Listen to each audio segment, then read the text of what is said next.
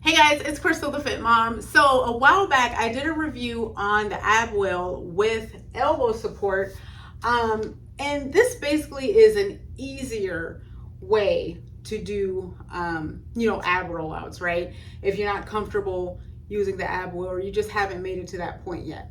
So I did a review on that and someone asked me, they said, hey, should I even attempt to use the ab wheel if I have no core strength whatsoever? And the answer to that is yes, because you can definitely see progression when you start out with something not really able to do the full exercise the way you see other people do it, or you're like, I should be doing it this way.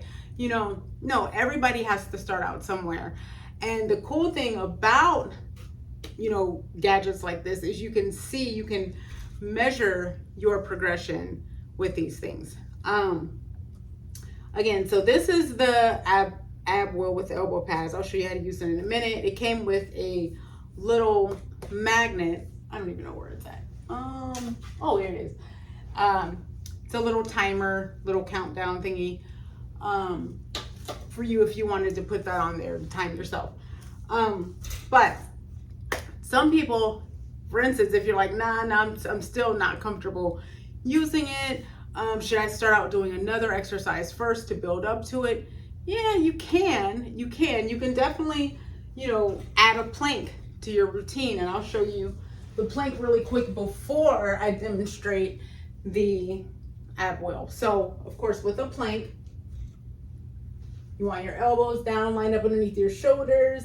You want to push back on your heels and just squeeze your belly button to your spine, like you're trying to make your belly button and your spine meet. Push back on your heels and just hold that as long as you can. As long as you can. This isometric move right here is building your core strength, core, back, legs. I mean, it's basically working everything, your full body, right? Now, if you're like, I only can hold that for a second, lower your knees. You're still engaging those abs, right? Still engaging, still trying to make that belly button touch, and hold as long as you can. Okay? Now, if you're like, you know what? Nah, I'm going to try the ab wheel. I'm not even gonna worry about a plank right now. I want to get focused on this ab wheel. So you definitely can start out without having to do anything else, right? So let me show you. So you want your wheels down, just like a little, reminds me of a kid's dirt truck or whatever kids play with. Reminds me of that. So you want those down. This can go on carpet. You see I'm using it on carpet. A hard, a floor, anywhere. I would use, I'm not going to use it a whole bunch right now, but I would use either a mat, a workout mat. You can even put a towel down if you don't want to have like a little indentions and stuff in your carpet, all that stuff. But, so you're here. And I want you to think of the same thought as you do with your plank as far as, squeezing your belly button to your spine, trying to make those two meet, right? So when you're doing this motion, got your elbows here, you're right here, you're gonna roll out as far as you can without losing your form. And then pull back in, squeeze that belly button, pull it in, roll up. Let me move from a little bean bag over there. Same thing, go out, hold, bring it in. So the one mistake people tend to make too is you don't want to do this to where your hips are falling, and then when you pull up, you're using your butt. You're tooting your butt up in the air like this. You don't want to do that because you're not using your core.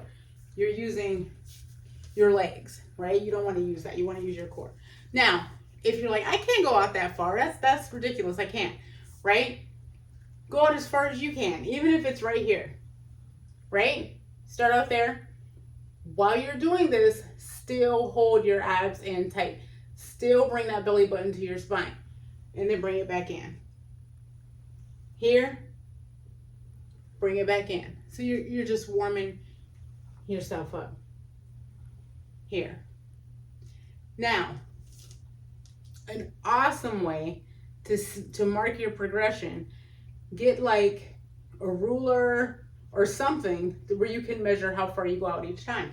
So eventually you're going to say, you're going to push yourself. You're going to be like, oh, I went out to the 7 mark. Next time I'm going to push out to the 8 mark and see how that feels, right? Pull it back in. Next time you're going to be like, oh, let me go to 10, right? Pull it back in. And just build up to it. Challenge yourself. Push yourself, right? The greatest, I can never say it. You versus you. You compete against yourself, right? You did 9 next time. You're going to push out to the 10 mark, whatever you're using, and keep going without breaking your form and pull back in. So there is the answer. Definitely yes. You don't need to gain a core strength to start out using this.